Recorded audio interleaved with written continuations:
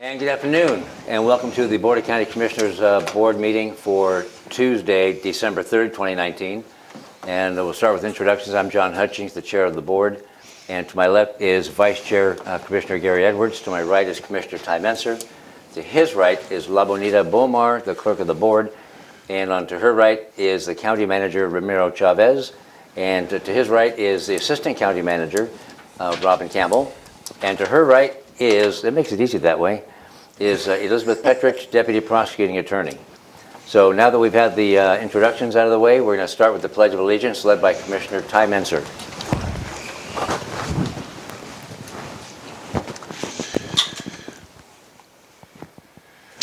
I pledge allegiance to the flag of the United States of America and to the republic for which it stands, one nation, under God, indivisible, with liberty and justice for all.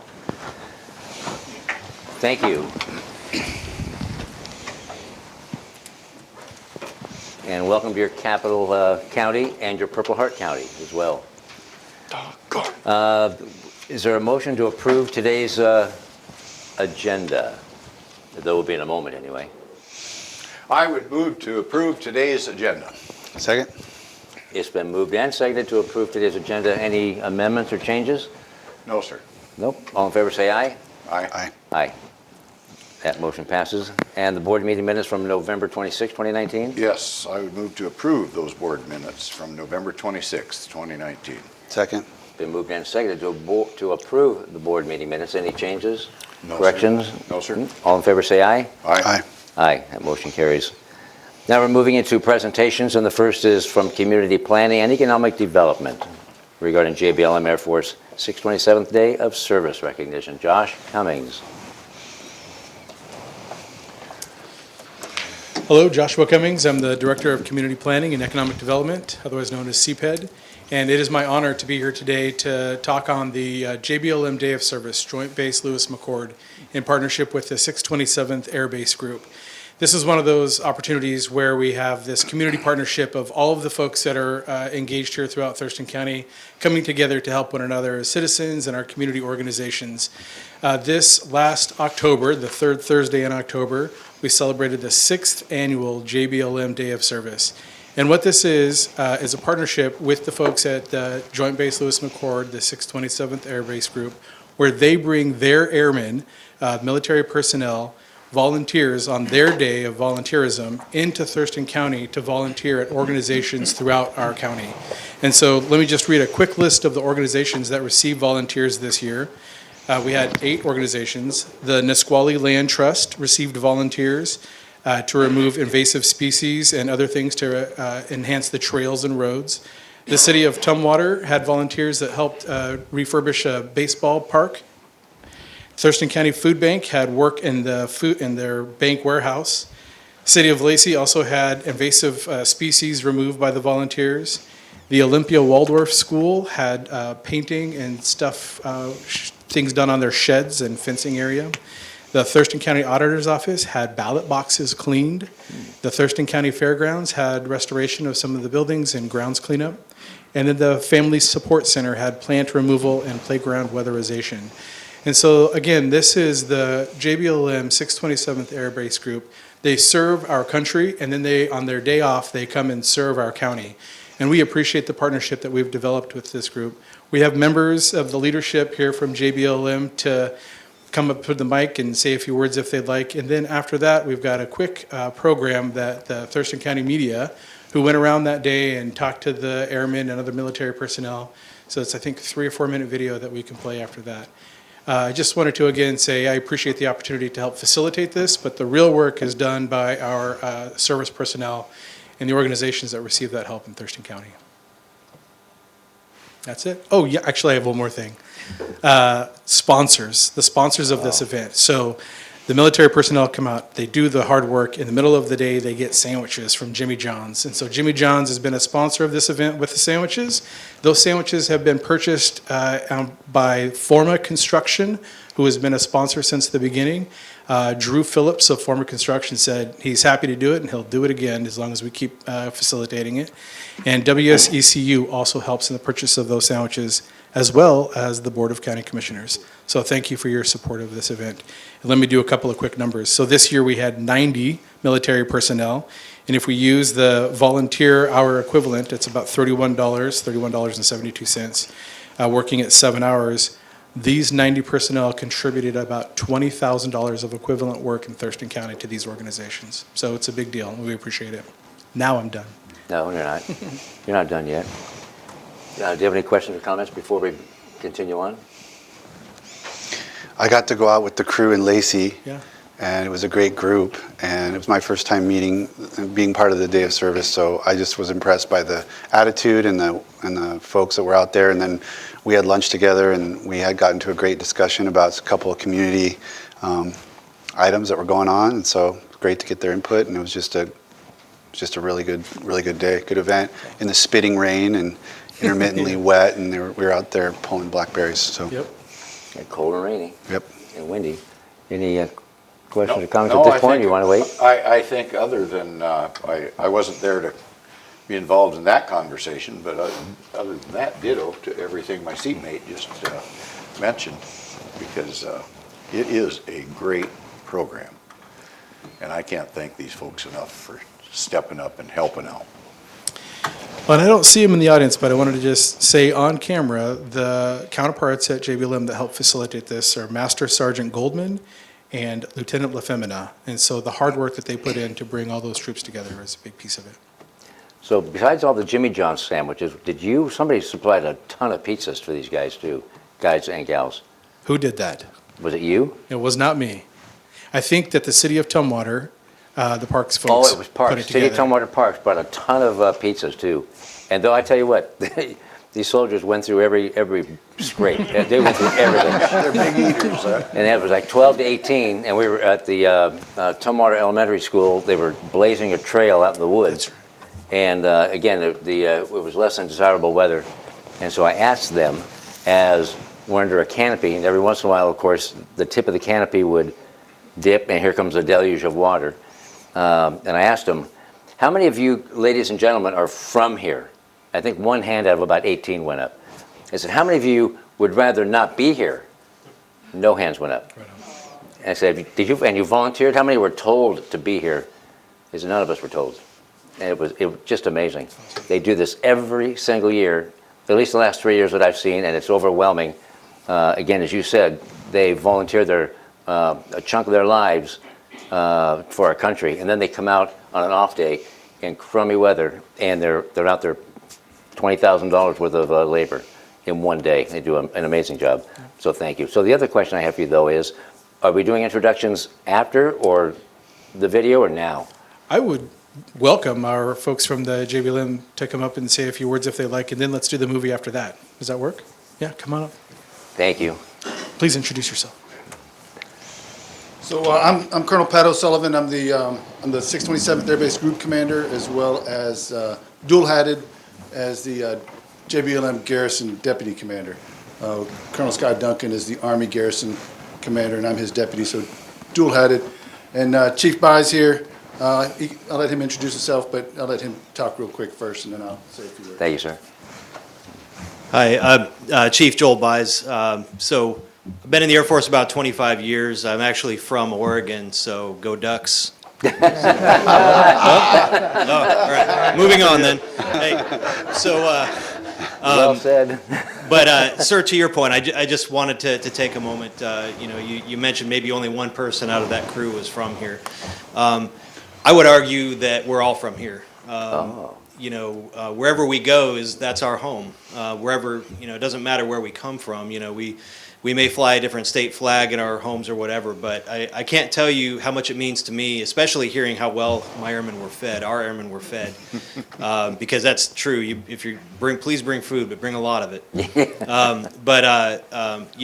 They're part of this community too. This is their home, and so if you wonder what they get out of it, it's just that. It gives them a sense of home and belonging in community. So thank you so much for providing that opportunity for our folks. We greatly appreciate it. That's well said, Chief. Thank you for that. Sir. Man, I got to follow him, though. Yeah. Don't say go Ducks. I was going to say go Gators. And the Gators fans up there, but, just carrying the trend on. So, yeah, and I'll just kind of echo what the chief already mentioned, and thank you guys for those kind words. And luckily, so Chief and I get to come out and hear all this and take all the praise, and seems like we're taking all the credit when really we had other things on our calendar. We weren't able to come down this year, and it was the airmen that put this together. It was the airmen that did the organizing to make this event happen. We just give them the go, and it's amazing to just watch the things that they do, and you just set them loose and they just get things done. So appreciate the opportunity, and I mentioned to some of you folks earlier too that we're continually looking for ways to expand this relationship, right? So other projects, other areas where you guys need volunteers, always have folks that are looking for opportunities to give back to their home, give back to their community where they live. And I've only been up here, I got here in August, so I'm new to the area, but it's evident the way the local communities embrace the airmen and the soldiers and all the folks at JBLM. So for me, this was my 16th move coming here. And this is one of the more open, I mean, they're all good communities, but you guys are doing something right around here. So it's amazing to see the number of folks and retirees that I talked to that just happen to be stationed here and never left, right? So that's a testament to everything that you guys are doing as well. So I appreciate it, and appreciate all the support that you give the soldiers and airmen up at JBLM. Welcome home, Colonel. Maybe a quick picture with the commissioners and the, Are we going to watch You do a video photo? first? do you want to do the picture first or the video? I want to see the video Video. because I've got a comment about that. All right. Yeah. Video. There you go. There you go. All right, let's roll it. Is it ready to roll? There we go. Oh, we can see.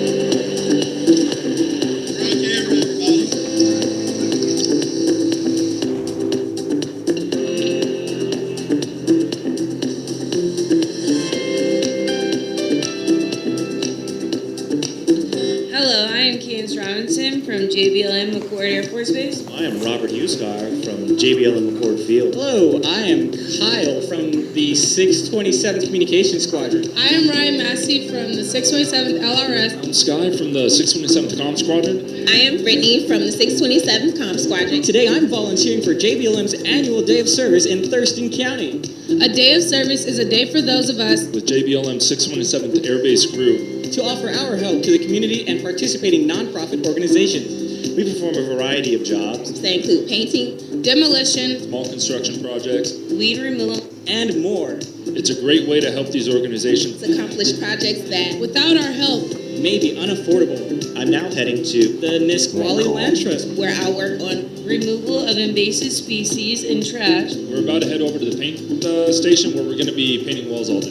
Today we're here at the Thurston County Fairgrounds and we are doing some landscaping. Get this place nice and clean for whoever needs to use it. It's my first time volunteering here and it's been a good day so far. So I'm Joshua Cummings, the Director of Community Planning and Economic Development at Thurston County. This is the 6th annual JBLM Day of Service. And I just wanted to say we really appreciate the support that we're provided by the 627th Air Base Group, ABG, out at JBLM. They're a part of our community and we appreciate them being here and providing this service to, this year, 8 nonprofit and government organizations throughout Thurston County. I tell you, I'm really, really proud to serve, and I love the fact that a lot of our junior airmen and junior officers realize that a part of us serving our nation is also serving in our communities, which is basically what we're doing today, and I'm just proud that I was able to be a part of it. We've got a lot of great folks out here today, and as I was mentioning earlier, a lot of folks that aren't necessarily from the Pacific Northwest, and I'll tell you, I think one of the things that they find when they first get here is how great of a county and the support system that they have here in Peterson County, and we're always happy to help out. I think it's it's a blessing to really have these folks here that are here to support us, that are here to take care of our airmen and soldiers, of course, because we have soldiers up there too, and provide them a community worth living in. So thanks again. Happy to be here, and hopefully you'll see some great results today from the work that we're doing. Hi, I'm Maddie Schlessel. I'm the land steward at the Municipality Land Trust, and we really appreciate all the volunteer help in getting that job done. I want to thank the United States Air Force and the United States military for coming out here and investing in our community. Thank you guys for being out here. I'm excited because we're one of the county commissioners trying to get out and thank all you guys for being here and helping us out. Oh yeah. Great event. We can't get stuff done in this country without volunteers. But the ultimate volunteer are you men and women. Because you choose, I'm going to volunteer a chunk of my life for my country. And that is very meaningful. It's not compulsory service, it's voluntary. And I stand in your shadow. But beyond that, you then come into our community, into our cities, and say, what more can we do? What more can I do to help out? And that's heartfelt. I really mean it. I speak for the county commissioners, the other two, my seatmates, both veterans, and we say thank you very much.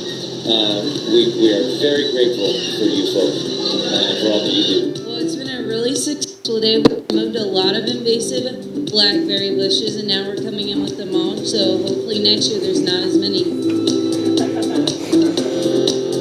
That's great.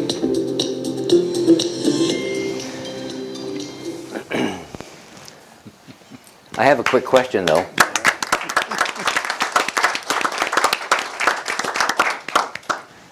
That one young lady said that they were removing, and I think she said invasive species, or did she say endangered species? Because I thought maybe we have another task for next time. That's right. Yeah, the Go ahead, blackberries Doug. come back every year. That's it. Okay. Picture? I see there's some folks that were Well, from the organization. before we do a picture, let's Yeah. read the proclamation. Or the, oh no, it's not a it's yeah, on honor of recognition of service. In honor of your service, 627th Air Base Group, JBLM, for your continued service and volunteerism at the annual Thurston County Day of Service. We extend our sincere appreciation for your active engagement with this event.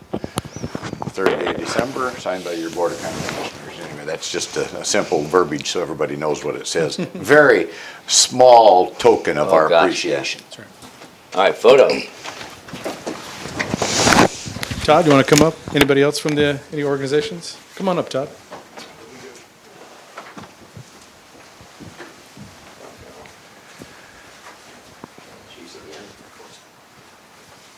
Come on up. Come on in. Better get over here by the chief. Excellent. Thank you for being here. Oh, well, great. Come on, get right in here.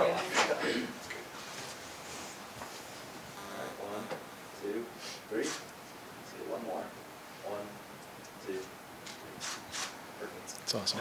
Thank you again. Thank you. I mean that about retiring. Think about that. Retire here. Pass the word.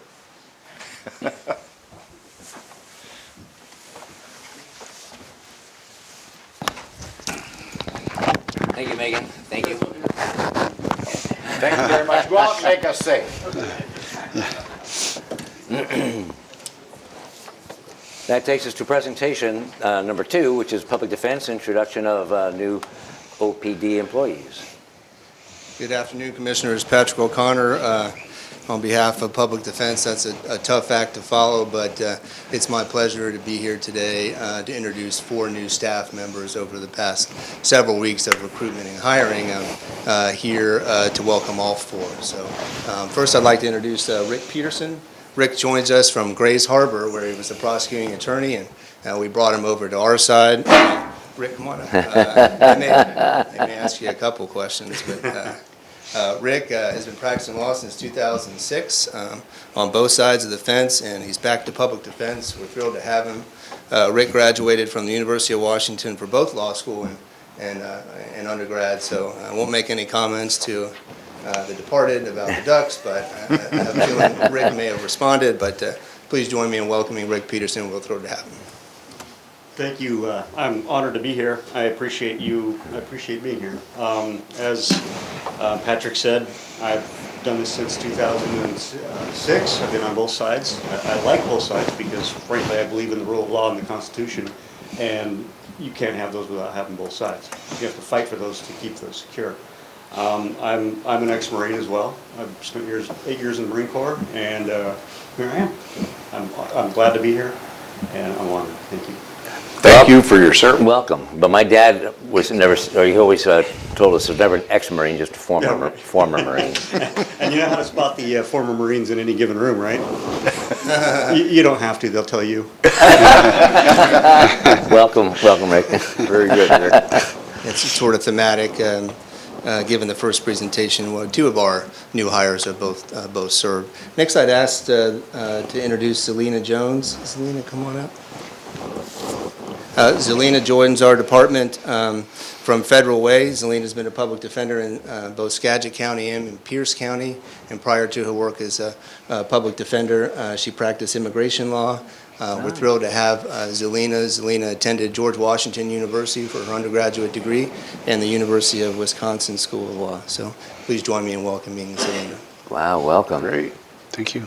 Good afternoon. Thank you all for having me here. Really glad to finally work in the state capitol. I'm actually a lifelong resident of Washington State. I've traveled to the East Coast, Midwest, overseas, and I decided to come back home. But you're not commuting from Federal Way?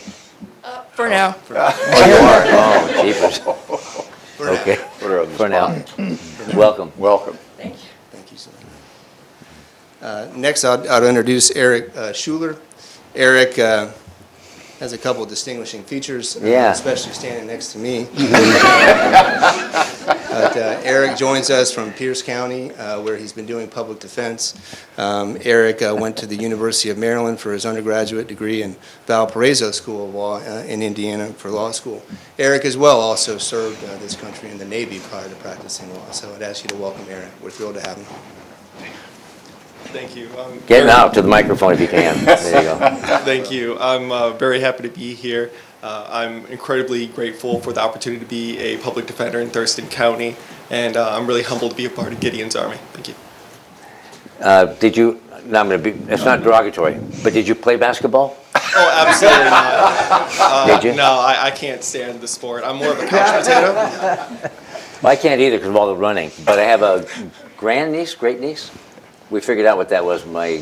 She's 6'3" and just got accepted from Montesino, accepted to Idaho State to play basketball.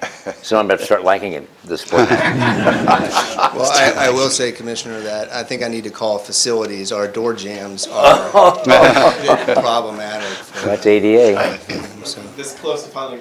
Okay. Welcome, Eric. And lastly, I'd like to introduce Sarah Stabino. Sarah, come on up. Sarah recently passed the Washington State Bar exam in July. This is her first opportunity to practice law, and thankfully it's with us in Thurston County Public Defense. Prior to that, Sarah just completed an externship with DRW, Disability Rights of Washington, and Sarah comes highly recommended from a colleague of mine that I've known at the State Supreme Court for a long time. So please join me. And Sarah went to the Seattle University for School of Law and the University of South Florida for her undergraduate degree. So please join me in welcoming Sarah. Wow. Thank you. I'm very honored to be here and to have the opportunity to provide public defense in Thurston County.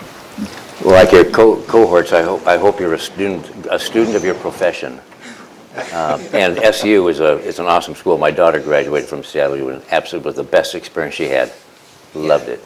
It is an excellent school. Yeah. Anything else? Just to say to all of you, welcome. I spent 7 years of my career as a public defender full-time and another 11 years as a public defender part-time. And the 7 years I worked for the state of Alaska, and it was probably the most rewarding piece of my career. I also worked in big law firms. I worked in small law firms and did civil and criminal practice. But if you can work in a good public defender agency, it's really nothing like it. And I believe we have a great agency here. So hopefully you'll be here a long time. And thank you for dedicating yourself to this work. It's super, super important. Good job recruiting, Patrick. Well, I was going to say, DRW, yeah. I can't take all the credit, but to be honest, what this recruitment process highlighted for me is Thurston County is a great place to work. We had a very, very competitive recruiting process from candidates from all over the state that not only wanted to work for our department, but wanted to live here in Thurston County and work here. So it's a credit to the county, too. Thank you. Thank you. Yeah. And like Rick, as a former law enforcement officer, I always worked with the prosecuting attorney, but not so much with defense. But now it's flipped. Yeah.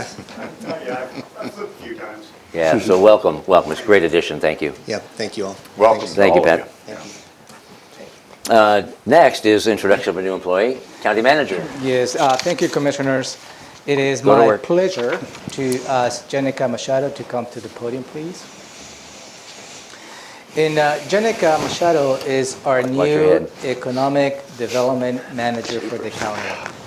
And I'm personally excited as to all the great work she's going to be doing for the county, as to how she's going to lead us into balancing the economic development of the county as well as the precious environment that we have. Jenica is joining us from the Pacific Mountain Workforce Council, where she worked as the Strategic Initiatives Navigator. Previous positions she has held include working with the local nonprofit Together as the program director and as the director of monitoring and evaluating for an international nonprofit in the Dominican Republic. She earned a master's degree in public administration from the Evergreen State College in 2017 and has spent 2018 traveling before settling back in Olympia. When Jenica is not working, she loves to spend time in the outdoors. And I don't know about this. She's putting her hand on permaculture gardening. So you need to explain what that is. And also, she just came back from her honeymoon in Japan. And you may imagine probably somebody goes to Japan and visits all the big cities. She decided just to hike across Japan with her husband. So welcome, Jenica. Good grief. Thank you so much. Thank you for the introduction, and it's a pleasure to meet everybody. I really appreciate the opportunity to serve in this capacity. I deeply care about this community, and I'm really looking forward to help shape the economic prosperity here. And I've had a really warm welcome and really look forward to working with everybody. What is permaculture? Yeah. Gardening. Well, so it's like a style of gardening where you look at it as a system, and so instead of just crops and rows, you're planting things that complement each other, and maybe one provides shade for a plant that is shade tolerant, and so you pair them and use them together. Was your honeymoon a joint decision? I took my wife on a hiking-oriented honeymoon, and I never have been able to live that down. It was actually my choice. I love hiking, and so it was something we enjoy doing together. And there's a route from Kyoto to Tokyo that you can do. So How long is that? it's 10 days, but we just did 3. Wow. Yeah, it was fun. You look normal. Very cool. Wow. And you said your degree or undergrad is Evergreen? My graduate degree is Evergreen. I did my undergrad at UC Santa Barbara in California. Go Gooey Ducks. But with that education, though, you're going to bring a unique perspective to economic development. Mhm. Be very interesting. I believe We'll so. chat. Yes, thank you. Thank you. Welcome. All right, thank you, Jenica. That takes us to actually number 1 on the agenda, the opportunity for the public to address the board. And so I have a sign-up sheet in the back. I've got the sign-up sheet here, and no one will go without a chance to talk to the board or speak to us if you wish. But here's the general guidelines. If you haven't already, please silence your cell phones. The board, when you're addressing the board, you're addressing the board. You're not addressing the audience or staff. You're addressing the board. And we do not respond to public comments or engage in question and answer.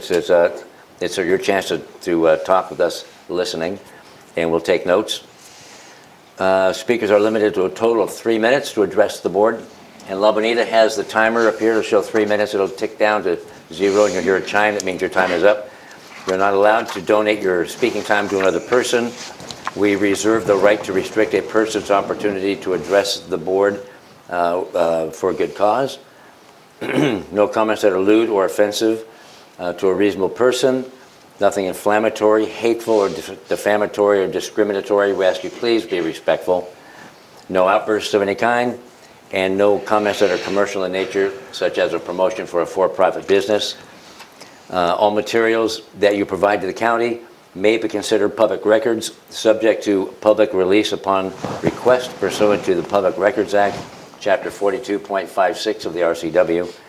And any remarks about pending land use permits or similar matters that could be coming before the Board on Appeal would not be appropriate. When you come up, please introduce yourself and about where you live in the county. I will call the name, and I'll call in the next person's name who's next up, just to keep that flow going.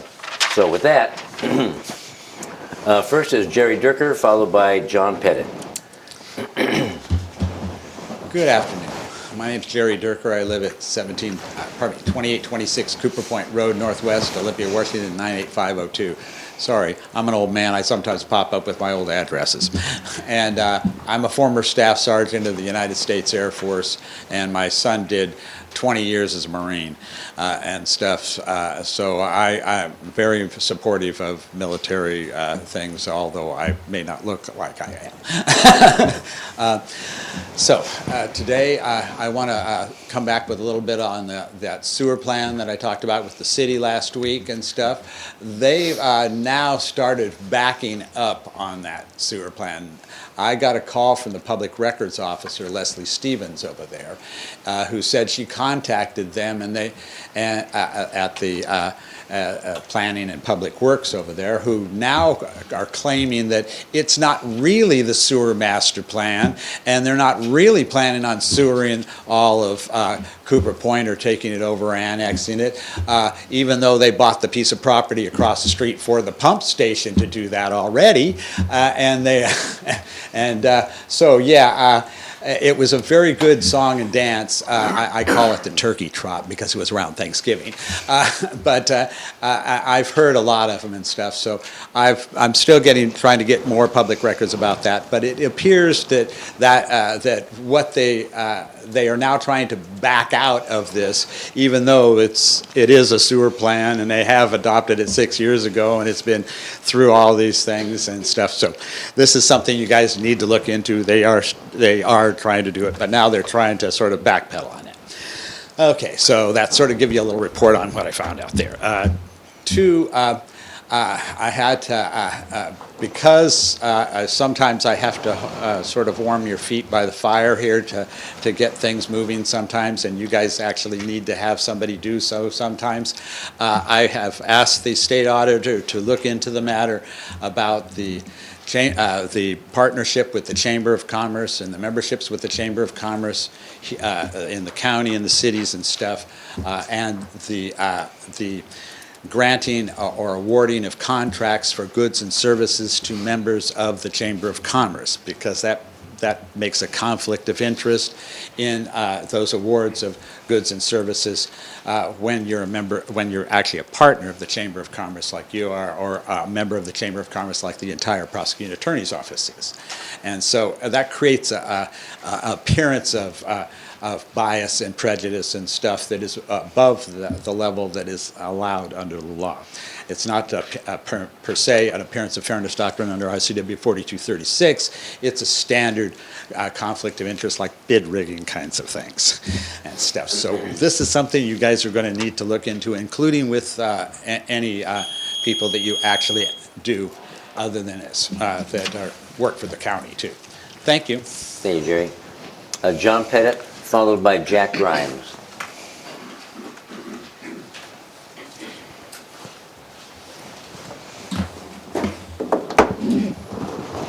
Good afternoon, Commissioners. My name is John Pettit. I live out by Rich Road.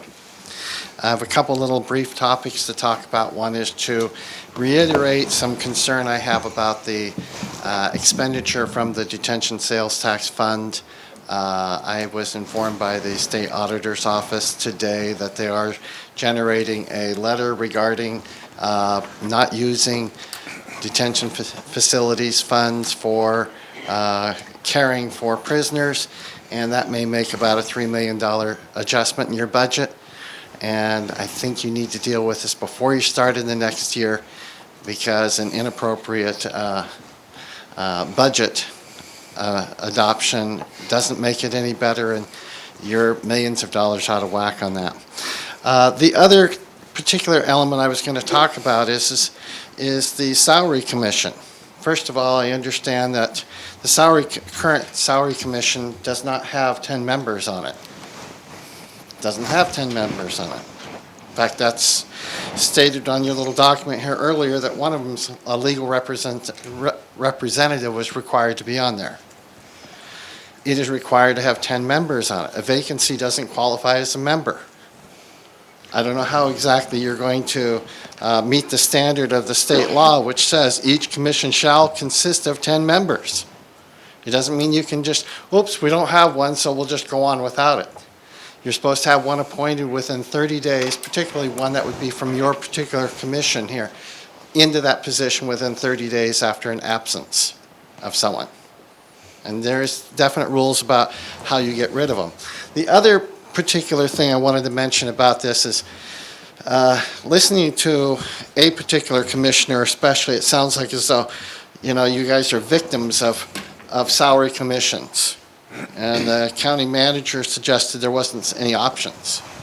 Well, the real fact of the matter is, when you go back and look, at the point in time that Commissioner Hutchings and Mr. Edwards were running for office, at that time their salary was in the $105,000 category when they were actually elected. When they came into office, it was raised to $111,000, which was just done just prior to them entering. They didn't run on that basis. And then, of course, the next year, they were involved in approving it to go into a category of $115,500. And then the next year, it's $117,800. And the next year, $121,956. To suggest that you don't have options to stop the process is also wrong. Another particular thing, just clarification, I'll be done quickly, is that it was suggested that you don't have the ability to do anything other than collect exactly whatever the commission would appoint to you. That is wrong. You have the opportunity that you can waive any amount of your wages from zero to the full amount. You can waive it to the county benefit of the taxpayers, or you could also donate it back and have it as a tax deduction. It's not as simple as just saying, oh, I just got to take this money. I know. I'd complain too, because I'd want every dime I could get if I was you two, Hutch. Nope, we just have a meeting to be done with. Mr. Jack Grimes, followed by Mr. Tibetan.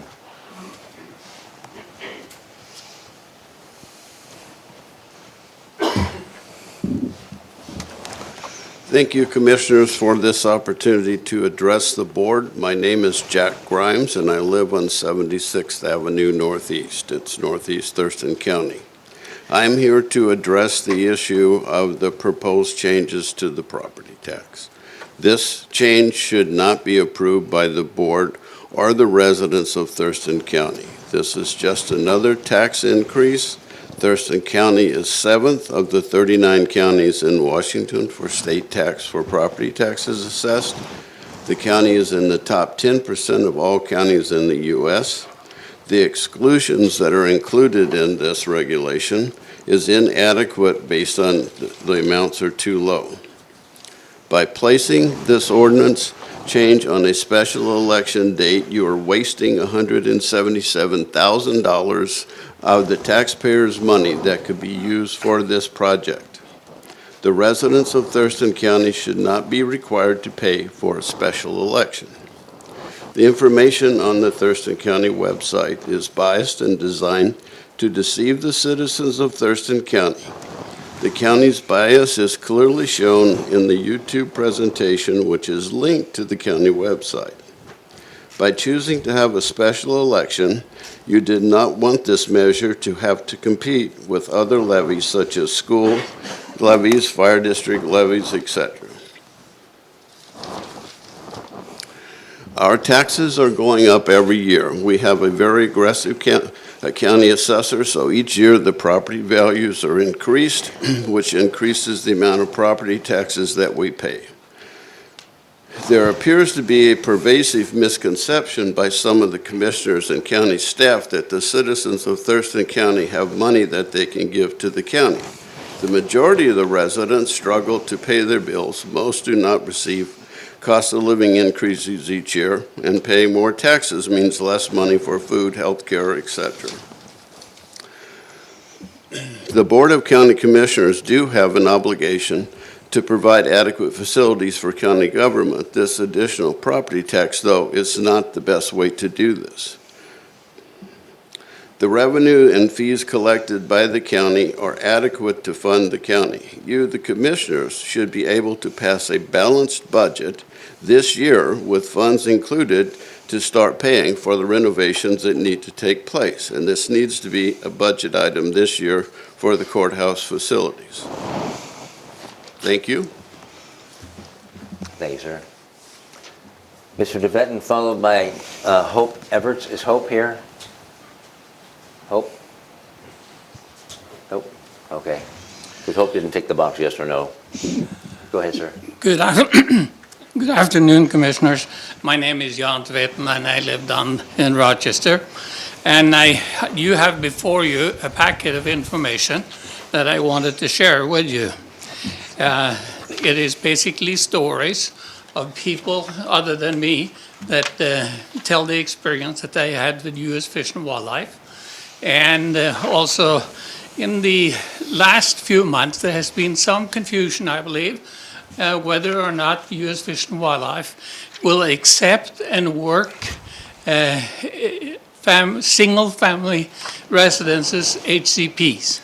Well, I wrote Brad Thompson, acting state supervisor, and his response include, and that's the first quotation on the cover memo, the U.S. Fish and Wildlife has not stopped, but continues to accept and review HCP applications, including for single-family residence projects with potential impact to federally protected Masama pocket gophers. Now, I appreciate that. That's good news. And we appreciate the clarification. Now it is repeated in writing. Now the attached correspondence will speak to that issue, but as I look at that correspondence back and forth between U.S. Fish and Wildlife, there are some requirements that they keep putting onto this applicant that are new requirement. And for instance, one, and these are, I assume, will emerge as policies once you take over the program, and hopefully you will not have to follow those policies because they have been in place for a couple of years by the time you have your package approved. One, in the future, off-site mitigation will be required for all single-family residence projects. That will, in many cases, increase the cost of HCP approval and the incidental take permit that you have by 50,000 plus. You can no longer, like my son, he had 5 acres, he set aside 1 acre. Can't do that anymore. You go and buy an acre somewhere where they tell you to buy it. And the most recent one on that was one that costed 50,000 for the mitigation land, and they spent $10,000 in attorney fees and consultant fees. Number 2, no structure within 300 feet buffer from the nearest found mound. That equals 6.37 acres for a single family residency. See page, and I have references here. The first one was a story that Derek told. The second one is a story that Amy and Steve told. These are, to me, just horrendous restrictions that are being put into this program, and there's no public review. You all of a sudden find out one day, oh, by the way, since you were here last, we got a new requirement. Thank you very much. Thank you, sir. Hope? Nope, Hope? Okay. Then Glenn. Glenn Morgan. Thank you, Commissioners. It's good to chat with you again today. I'm sorry I missed last week's hearing on the 1% property tax increase. I had intended to be here. I just couldn't get out of court in time. So I did review the video, though, and I do appreciate the dialogue and the debate that did go on at the hearing. And I do understand the frustration that you are experiencing in regards to addressing budget issues. And I realize that a lot of these challenges that you face right now have been created by previous administrations, and that's just a fact. There's a $6 million budget in your hole in your budget every single year right now based on previous debt that was taken on by Thurston County without the approval of the citizens and against a lot of citizen who testified at this podium years ago. And nevertheless, you face the fact that you still have to pay us $6 million a year of the debt payments. I'm here to provide suggestions more than any criticism of the situation that you face right now. And I want to base this on just some practical applications that I've addressed in other cities and jurisdictions around the state. And I'll give you just one example that I think it's worth looking at that I actually spent some time studying. The city of SeaTac was a pretty good example. In 2015, they faced a $3 million deficit. It's a lot smaller jurisdiction than Thurston County, but a $3 million deficit. And 3 years later, they had a $23 million surplus. They cut taxes and they increased law enforcement, and they were able to improve the services they actually provide to the community. And that's an amazing transformation to occur in one city in a relatively short period of time.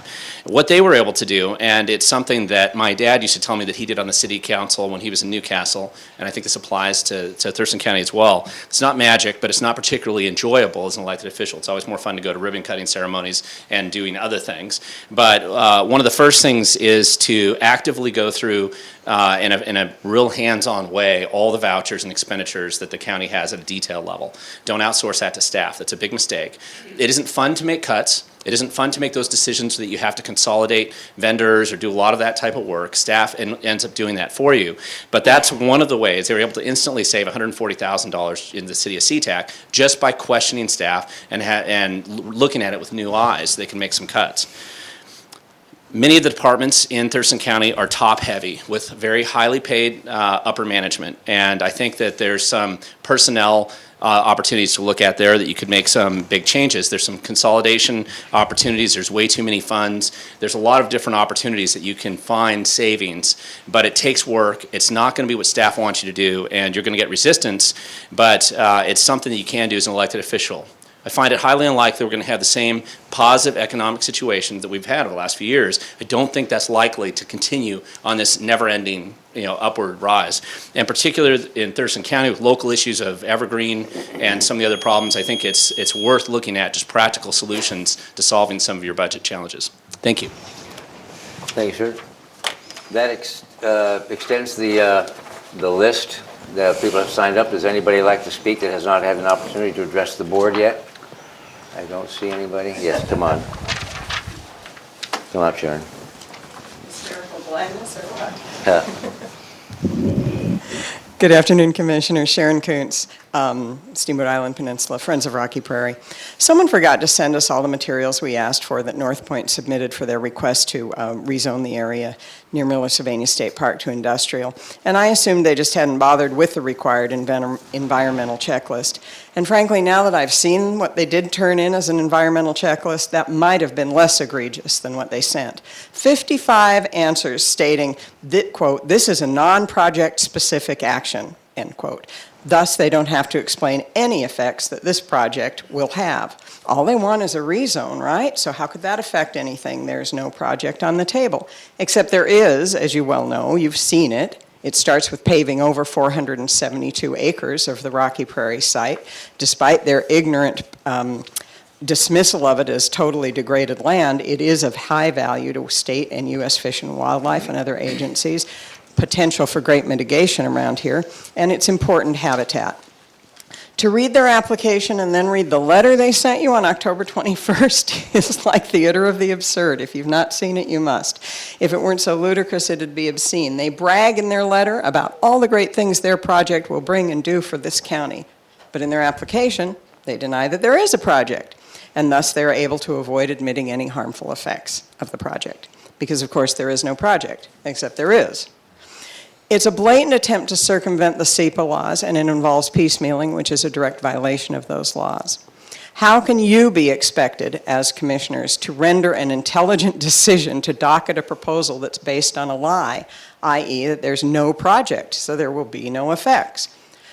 Do they think we're all a bunch of rubes out here and we're not going to even notice that, or that that you're so lacking in scruples that you'd be willing to ignore the obvious contradiction of their scheme? In their letter, again, October 21st, they state, quote, "We've asked that the project be put on the docket to receive a vote to allow us the opportunity to present the proposed development to commissioners," end quote. That was what the application was for, was to present the proposed development. They kind of skipped that step, folks. Instead, they've attempted an end run around the required public investigation. Why in heaven's name is the SEPA requirement on the information required on the application? It's so decision makers have some information on which to base their decision. And so other concerned parties, like the public, can comment intelligently on possible effects of the project. They're attempting to deprive you and us of that right. And that's just wrong. Thank you. Thank you. And is there anybody still that would like to address the county commission? Anyone? No, thank you. It takes us to agenda item number 2, the county manager's update. Do you have anything, sir? I don't have any updates today, commissioners. Okay. Agenda item number 3, consent items A through E. I would move to approve consent items A through E. Second. It's been moved and seconded to approve consent items A through E. Any discussion on any of those items? No, sir. Nope. All in favor say aye. Aye. Aye. That carries. Department item number 4, Emergency Services Basic Life Support Agency Contract. Welcome, Kurt. Good afternoon, Commissioners. Kurt Harden, Director of Emergency Services. Here to requesting the board authorize the Emergency Services Director to enter into individual basic life support BLS contracts with the 12 fire agencies in Thurston County, which include West Thurston Regional Fire Authority, Southeast Thurston Fire Authority, Lacey Fire District 3, East Olympia Fire District, South Bay Fire District, McLean Black Lake Fire District, Tenino Fire District, Griffin Fire District, Bald Hills Fire District, Bucota Fire District, Olympia Fire Department, and Tumwater Fire Department, which is in the total combined amount of $1,043,759. These contracts, which will take effect January 1st, 2020, are on a 5-year annual renewable basis. Each fire agency receives funding for a base amount and for the number of EMS calls received during the preceding year. This funding is for purchase of medical equipment and supplies, and the EMS Council recommended approval of these contracts so that we wouldn't have to bring these individual contracts in front of the Board of County Commissioners every year. It would be just a 5-year annual renewable. The Board of County Commissioners would still have the budget process where they would determine the amount that would go out every budget cycle. Funding supports for the fire agencies. It's part of the 2020 budget for Medic 1, and it does not impact the county general fund. This is part of Thurston County Strategic Plan Initiative 5, strengthen emergency medical services provided countywide by Medic 1 and area hospitals. So subject to your questions, requesting the board authorize the Emergency Services Director to enter into the contracts with the fire agencies. Any questions or comments? No. Commissioner? No, sir. We've covered this quite extensively in earlier meetings, so I'm ready to make a motion. I'm ready. I would move to approve the Basic Life Support BLS contracts with West Thurston Regional Fire Authority, that's William, Tom, Robert, Frank, Adam, Southeast Thurston Fire Authority, Sam, Edward, Tom, Frank, Adam, Lacey Fire District 3, East Olympia Fire District, South Bay Fire District, McLean Black Lake Fire District, Tenino Fire District, Griffin Fire District, Bald Hills Fire District, Bucota Fire Department, Olympia Fire Department, and Tumwater Fire Department for a combined total amount of $1,043,759. Will commence on January 1st, 2020. The contracts will automatically renew every year up to 5 years and authorize the Emergency Services Director to sign the contracts. Second. It's been moved and seconded to approve the agency contract with all those fire departments and districts. Any further discussion? No, sir. No. All in favor say aye. Aye. Aye. The motion carries. 4B is an agreement with U.S. Department of Interior for operation and maintenance of river gauges. So I'm here to request the board approve the joint funding agreement with the U.S. Department of the Interior, the U.S. Geological Survey Division for the period October 1st, 2019 through September 30th, 2020 at a cost to the county of $20,086.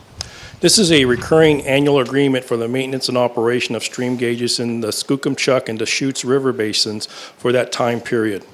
The cost breakdown is for emergency management to pay $14,696 and community plan economic development CPED to pay $5,390.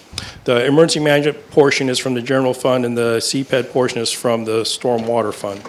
This agreement supports the county strategic plan initiative 4, strengthen emergency management planning and community disaster preparedness by providing stream flow discharge and precipitation data for flood forecasting. Subject to your questions, I recommend the approval of the current joint funding agreement. Is the expense more related to equipment, or is it like staff time to go monitor and collect information from the gauges? How does that work? It's the whole operation and maintenance of the gauges, whether that's staff time and or the actual gauges themselves and the parts and the maintenance of those gauges. So it's a combination. Anything, Commissioner? No, sir. We've went over this, and I'm prepared to make a motion. There you go. I would move to authorize the Emergency Services Director to execute the joint funding agreement for water resources investigations, including any subsequent amendments that do not increase the amount by more than 10% with the U.S. Department of Interior, U.S. Geological Survey, Union Sam George Sam, for the period of October 1st, 2019 through September 30th, 2020. At a cost of $20,086. Second. So it's been moved and seconded to approve the agreement with the U.S. Department of Interior for operation and maintenance of river gauges. Any further discussion? No, sir. Nope. All in favor say aye. Aye. Aye. Motion carries. Thank you, Kurt. Thank you. Agenda item number 5 is Public Health and Social Services, amending the Veterans Shelter Contracts. Mark, welcome. Good afternoon, Commissioners. Mark Moffett, Public Health and Social Services. Through the Thurston County Veterans Assistance Fund, we contract with 2 agencies to provide veteran emergency shelter, Salvation Army and Catholic Community Services. At any time, we have between 50 and 60 veterans living on our streets anytime during the year. Last spring, Salvation Army had to shut down operations so that they can renovate their buildings. This caused Catholic Community Services to take in more veterans than they anticipated. So at the end of the third quarter of this year, they had gone through all of their contractual amounts with $300 left over. So what I'm requesting today is to reallocate the money from Salvation Army, $20,000, to the Catholic Community Services contract so that we can keep them in operations through the end of the year. Okay. Any questions or comments? No. Commissioner? And this will continue the bed space available. That's correct. So far this year, we've provided 918 bed nights for just veterans in this county. Thank you. And a motion. Okay.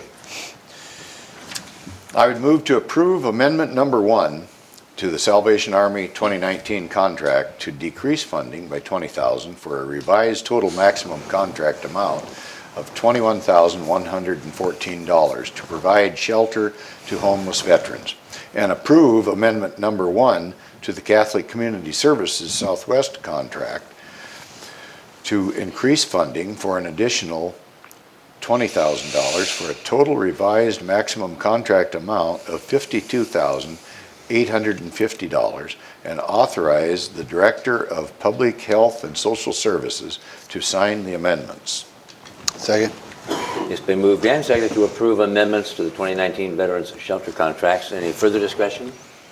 No, sir. Nope. All in favor say aye. Aye. Aye. Motion carries. Thank you, Mark. Next is 5B on the agenda, approval of the 2020-21 Thurston Mason Developmental Disabilities Millage Funded Contracts. Annalise. Welcome. Thank you. Good afternoon, Commissioners. Annalisa Cole, Public Health and Social Services. Before I begin, I wanted to quickly mention that December 3rd is International Day of Persons with Disabilities, as proclaimed by the United Nations in 1992. This day of observance aims to promote the rights and well-beings of persons with disabilities and to increase awareness of every aspect of the lives of individuals with disabilities. Coincidentally, December 3rd is also the day that the Thurston County Developmental Disabilities Department is seeking authorization from the Board of the County Commissioners to allow the Director of Public Health and Social Services to sign contracts effective January 1st, 2020 through December 31st, 2021 for the selected community grant recipients. Revenue to fund the community grant proposals will come from Thurston Mason dedicated property tax dollars or millage as defined by RCW 7120-110 in the amounts of $375,000 for Thurston County and $95,000 for Mason County. These funds and the following proposed contracts support community services for individuals with developmental disabilities and align with the goals of Thurston Thrives and Thurston County Strategic Plan Initiatives 1, 2, and 3. Each proposed service contract offers programs and assistance that cannot be paid for through other funding sources. This request for proposal was issued and advertised to the general public on September 18th, 2019. The RFP specifically sought proposals focused on education and personal safety, community accessibility and inclusivity, personal growth and independence, and the county received 20 total RFP submissions, which were forwarded to a review committee. The review committee was comprised of a DDA case manager, a DVR vocational rehabilitation counselor, a Pierce County DD department employee, and an employee of the DDC who is also a Thurston County community member and a parent of a child with disabilities. The review committee evaluated each proposal according to the following criteria: general proposal impression, scope of work, community need, alignment with county mission and values, and total program cost. The panel recommended funding for the following services and/or programs. The funding request for each program will be for a 2-year contract period. Again, that would be January 1st of 2020 through December 31st of 2021. The millage funding proposals are for protected payee services for the Entitlement and Advocacy Program, which is community case management. They've requested $88,000 in Thurston funds and $42,000 in Mason funds. Senior Services for South Sound for their inclusion program, which is $30,000 in Thurston funds. Special Olympics for the Sports and Health Program expansion in Thurston County. They've requested $36,300 in Thurston funds. Coastal Community Action Program, Driven to Opportunity, which is a rural transportation program. They've requested $184,268 in Thurston funds and possibly $40,000 in Mason County funds. We are still in negotiation with them regarding their service in Mason County. They've also requested funding for Monica Meyer Consulting to provide individual technical assistance and professional training for individuals with disabilities and professionals that are serving individuals with developmental disabilities. We've requested $10,000 in Thurston and or Mason counties, depending on who Monica would be providing services to. The panel also recommended that we fund WISE, which is the Washington Initiative for Supported Employment, to provide technical assistance to supported employment providers. We are contemplating $50,000 funding for them. We are still in negotiations with them as well. And I was not sure whether or not the commissioners wanted me to go into this, but the panel also discussed funding some other individuals out of state contract money. This would not in any way affect Thurston County or the budget, and none of the millage funding would be used for these other projects. If you'd like to hear about those, I'm more than happy to discuss those as well. Any questions or comments? Nope. Nope. Anything? No, again, we went over this earlier, and I will be reading quite a list of providers that are helping in this process. And so if you lose track, that's what I'm doing as we move into this motion. I'm prepared, sir. All right. I would move to approve the award of up to $375,000 in dedicated property tax, and that's under tax dollars, and that's under RCW 71.20.110 in Thurston County Developmental Disabilities Millage funding, and up to $95,000 in dedicated Mason County millage funding, and enter into contracts with the ARC of Washington, Protective Payee Services, Morningside, Kokua, ARC of Peninsulas, South Sound Parent to Parent, Senior Services for South Sound, Special Olympics, Coastal Community Action, and Monica Meyer for the contract duration of January 1st, 2020, December 31st to 2021, and authorize the Director of the Public Health and Social Services to sign the contracts. Second. Been moved and seconded to approve the 2021 Thurston Mason DD Millage funded contracts. Any further discussion? No, sir. No. All in favor say aye. Aye. Aye. Thank you very much. Annalise. Thank you. That motion carries. Number 6, County Manager. Thank you, Commissioners. This is related to the Tourism and Promotion Area contract. So as a matter of background, back in October 29, 2013, at the request of the local hotels, Thurston County entered into a local agreement with the cities of Lacey, Olympia, Tumwater, and Yelm to form the Tourism Promotion Area, also known as TPA. The TPA is authorized to collect $2 per room per day by hotels with more than 50 rooms. The revenue may be used solely for increasing tourism and convention business in Thurston County.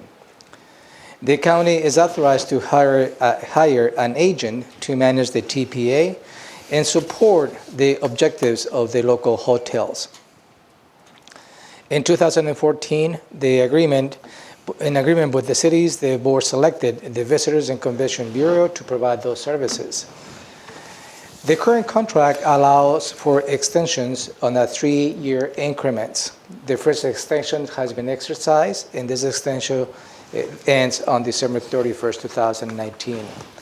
So the first request for the board to consider is to authorize a second extension of the existing contract that will end on December 31st, 2020. The hotel fees that I just spoke collected by the TPA hotels is paid into the Washington State Department of Revenue, which in turn sends on a monthly installments to the county. The money is deposited into a special revenue fund and is passed through the VCB for management purposes. The interlocal agreement requires the Board of County Commissioners to review and authorize the Tourism and Promotion Area budget each year. The VCB, the Visitors Convention Bureau, combines the TPA revenues with other revenues collected. And back in October 2nd, 2019, Shauna Stewart, the Executive Director of the VCB, provided a perspective and overview of the 2020 budget. And she's here to provide some additional feedback and perhaps ask any questions that commissioners may have. So the request for you is 2 items today with this motion. For you to consider the second extension of the contract that will take us to December 31st, 2020, and also authorize the 2020 TPA budget. Okay. Shauna. Shauna, you want to come up? You want to say anything? Or I don't know if we have questions for you. But you came all the way over here. Yeah, I'll take the opportunity to say thank you. So I'm Shauna Stewart. I'm with the Visitor and Convention Bureau, also known as Experience Olympia and Beyond. I'm here with my colleague Kelly Campbell, and just around the corner in our office, we have a team of 4 more tourism marketing and sales professionals who are really responsible for making all the magic happen. This TPA funding has been a game changer for our organization and therefore for our community. I think over the last several years, we've really been able to put Thurston County on the map as a result of these increased funds. We really appreciate our partnership with Thurston County. Of course, the Thurston Bountiful Byway is always another partnership that we continue with you and continues to be a crown jewel of experiences that visitors can enjoy here in Thurston County. So I just wanted to say thank you for helping us bring tourism, economic development into our communities and helping local businesses thrive as a result. Good, thank you. Any questions or comments for Shauna? Have you met Jenica yet? Yeah, we're old friends soon. Very good.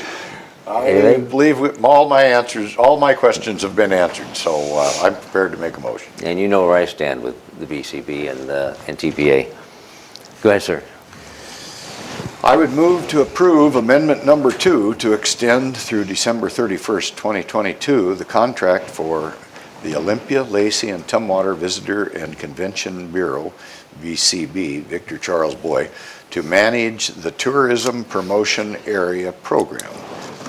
Further move to approve the Tourism Promotion Area 2020 budget. Second. It's been moved and seconded to approve the amendments and extend the,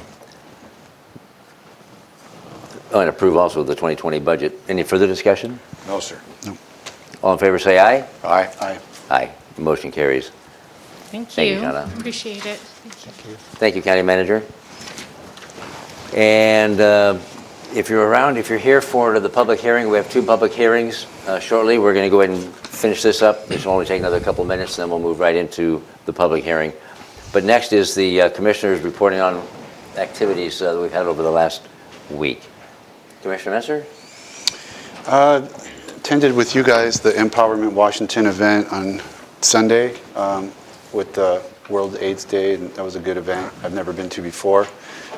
Did a podcast with Ken Balsley, Coffee with Ken. We talked about a bunch of county issues. That'll be out on December 7th, I believe. Last month for our friendly contest with Grays Harbor in Lewis County on river gauge flood warning signups. If you live in the Chehalis River Basin, which is most of District 3 and the south side of District 1, you're in the Chehalis River Basin, and we encourage you to sign up for watershed flood warnings, and that's at ChehalisRiverFlood.com. And tomorrow, I'm very excited about a meeting that we're having at Intercity Transit, where we will approve the budget, the strategic plan, but also our 5-year zero fare pilot project, which we took public comment on last meeting, and we're going to be voting on tomorrow. So stay tuned. It should be an exciting evening at Intercity Transit. Okay, Commissioner?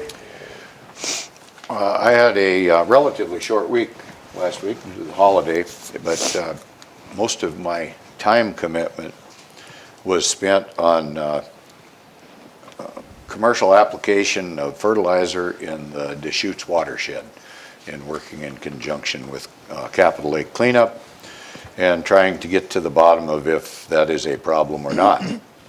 So anybody has any questions about that, they can contact me later. I don't want to drone on forever here, but it's quite an unknown, I find, that not very many people know this is going on with I don't know, hundreds of thousands of tons of chemical application, at least over the last 55 years, into our local watersheds, commercially with helicopters. It's quite the sight to see.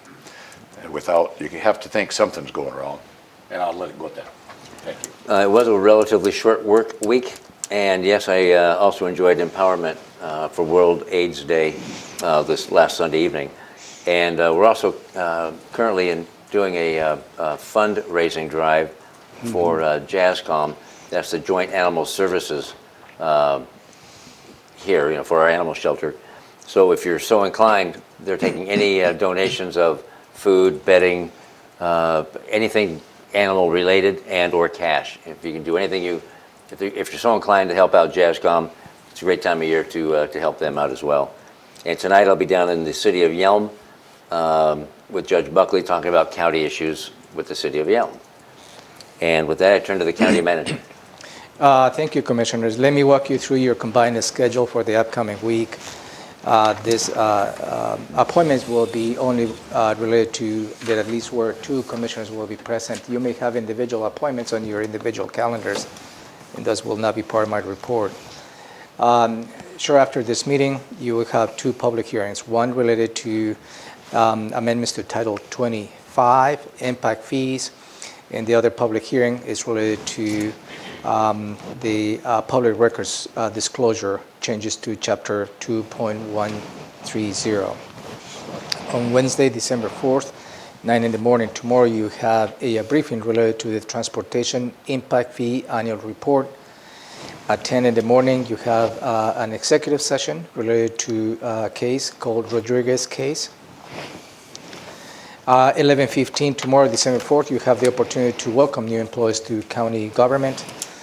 Tomorrow in the afternoon, you have a briefing related to a project on Rochester along Main Street. Thursday, December 5th, you will be attending from 7:30 to 3 in the afternoon the Regional Economic Forecast and Innovation Exposition that will be located on the Grey Wolf Lodge, 20500 Old Highway 99, Grand Mount, Washington. Friday, December 6th, at 4 in the afternoon, you have a team building. That will be a holiday celebration with the Office of the Commissioners, staff, and that will be located on the Heartfire Grill, 1675 Marion Drive, Northeast Olympia. I just want to clarify, no county funds will be used during this event. Also, 6 in the afternoon on December 6th, you have been invited to participate on the Olympia Master Builders Christmas Party that will be located on the Indian Summer Golf Course and Country Club, located along Yelm Highway. Moving on to Monday, December 9th, you will have a briefing at 9:30 related to improvements on the permitting process, where the Departments of Community Planning, Economic Development, Public Works, and Public Health have joined forces to see how we can improve the permitting process. At 5 in the afternoon, Monday, December 9th, you have your executive seminar on disaster recovery that will be located on the Thurston County Emergency Management Building at 9521 Tilly Road, Southeast, Olympia. Moving on to Tuesday, December 10th, you will be back here at 9 in the morning reviewing the agenda for that afternoon meeting, which will be the last meeting of the Board of County Commissioners for the year. That will be December 10th at 2 in the afternoon. You also, on December 10th at 3 in the afternoon, you have a public hearing where you will be receiving public testimony related to proposed changes on precinct boundaries. And at 3:30 in the afternoon, following up the public hearing, you have also your last meeting of the year as the Board of Health. Will there be an agenda-setting meeting on the 17th? Yeah, but I haven't gone that far into my... Well, you said it's the last Board of County Commissioners meeting. Yeah, but you will have a meeting on the 17th, agenda setting in the morning. Okay. And that will be not necessarily to review the agenda for that meeting since we don't have one, but it will be going through the assignments of boards and commissions for the upcoming year for all of you. Okay. Yeah. And what did you say was going on Monday the 9th? It was on Tilly Road?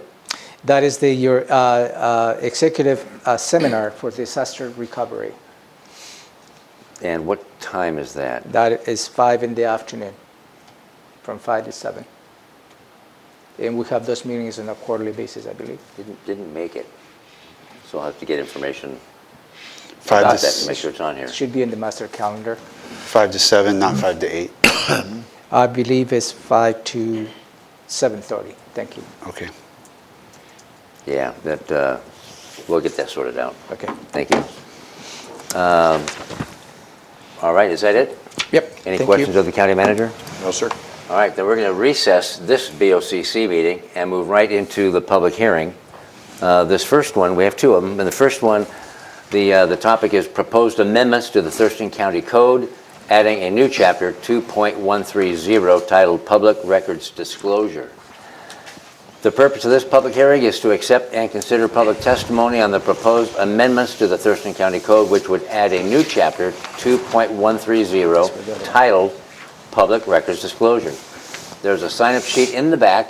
If you'd like to testify, please sign in, and I'll call you up when it's ready to do that.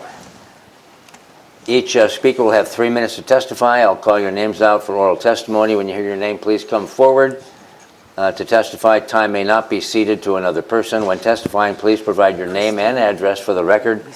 And again, you'll have 3 minutes. It'll be up here on the timer. And La Bonita Bomar, the clerk of the board, will have the timer. And it'll chime at 3 or when it gets down to 0. And then you are completed. So now, with that, I'm going to open up this public hearing. And we have a staff presentation. Karen Horowitz, would you please come up and give us a brief description of what we're talking about? Yes, thank you. Thank you. One for Jerry.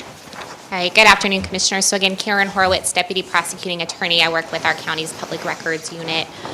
So again, the proposed ordinance that's been prepared would create a new chapter in the county code. Chapter 2.130 would be titled Public Records Disclosure. And within that new proposed chapter, there would be 3 proposed sections. The first proposed section would be 2.130.010. It would address the designation of the public records officer and the public records coordinators for the county. So the county is required by state law, by RCW 4256-580, to appoint and publicly identify a public records officer. That was most recently done by a resolution in 2005.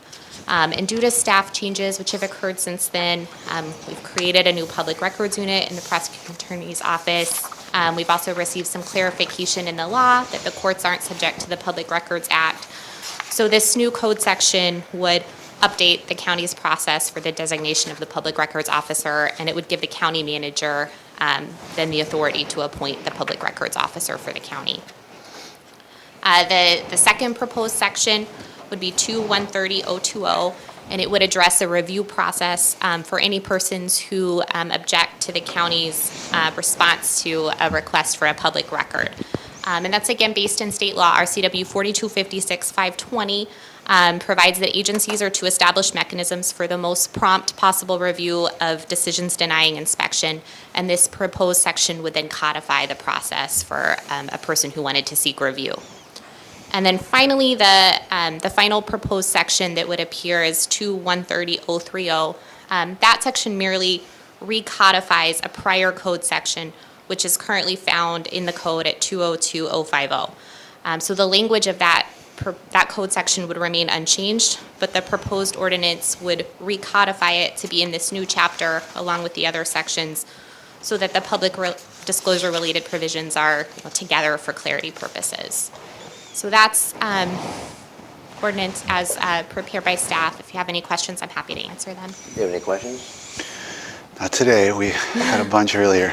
Any questions of Karen? I guess just for the public's knowledge, this is just kind of streamlining an existing system. I mean, this won't be any more restrictive or anything for the public. No, not at all. To gain information, right? Correct, right. So we've already had someone designated, but this is just kind of streamlining the process for that. That information would also then, we have up on a website all the contact information for the public records officer and the coordinators. That would all be there for the public. Thank you. Okay. With that, thank you, Karen, very much.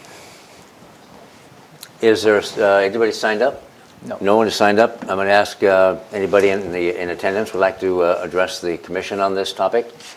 Anyone? All right, then.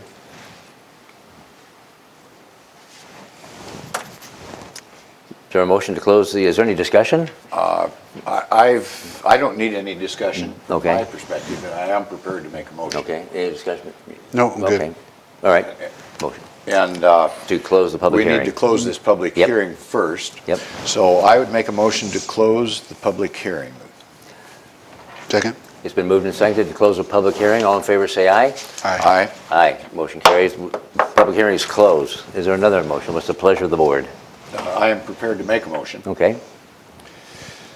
I would move to adopt an ordinance amending the Thurston County Code, adding section 2.130.010 relating to designation of a public records officer and public records coordinators, adding section 2.130.020 relating to review of denials of public records, and recodifying section 2.02.050.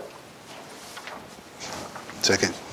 It's been moved and seconded to adopt this ordinance amending the Thurston County Code. All in favor, say aye. Aye. Aye. Motion carries. Thank you. Now we're moving on to the second public hearing. Proposed amendments to Title 25 impact fees. And the purpose of this public hearing is to accept and consider public testimony on the proposed amendments to the Thurston County Title 25 impact fees to authorize the county to collect impact fees on behalf of the North Thurston School District. Stop it. Again, there's a sign-up sheet in the back, and if you would like to address the board, go ahead and if you want to testify, sign up. You'll have 3 minutes to testify.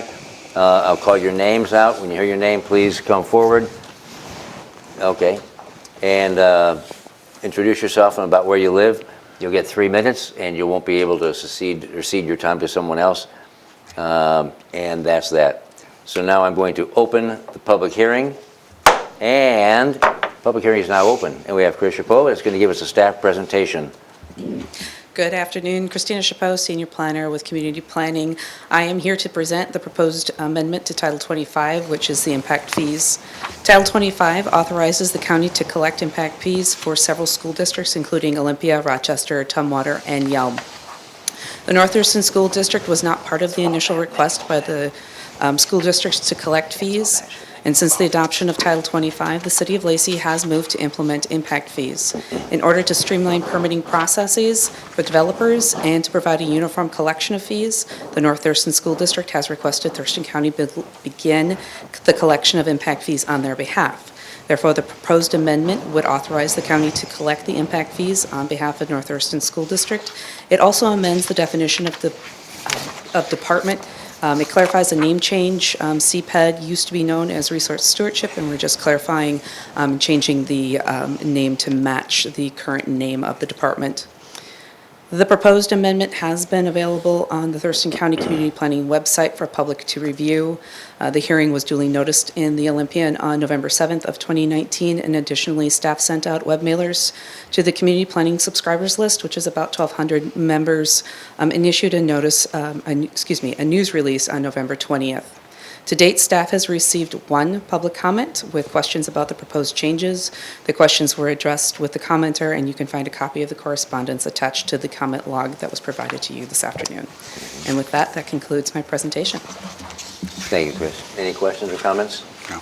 Anything from you, Commissioner? By any chance, could you just address one thing for me? Yes, sir. There are no new fees associated with this motion, is that That is right? correct. There is no new fees associated with this motion. It actually streamlines the process that is currently in place, which actually is 11. We went through the, it's 11 touch points just to get the fees and everybody to understand what they are and where they need to pay them. This would take those 11 touch points and dwindle it down to 1. And this ends up being an efficiency issue more than That is anything correct. else. Thank you. Process improvement. It's always a good thing.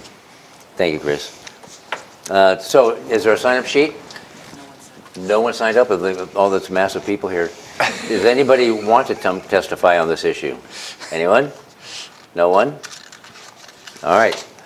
Then we're going to close the public hearing. I would make a motion to close this public hearing. Second. It's been moved and seconded to close the public hearing. Public hearing is closed. And what's the pleasure of the board? I have no further discussion, but I am prepared to make a motion. All right. I would move to approve amendments to Chapter 25.04, 25.06, and 25.08 of the Thurston County Code related to impact fees. Second. It's been moved and seconded. Any further discussion? No, sir. Okay, all in favor say aye. Aye. Aye, that motion carries. And is there any other business? No, sir. No other business? Nope. Then we're adjourning our BoCC meeting. We're done. Thank you.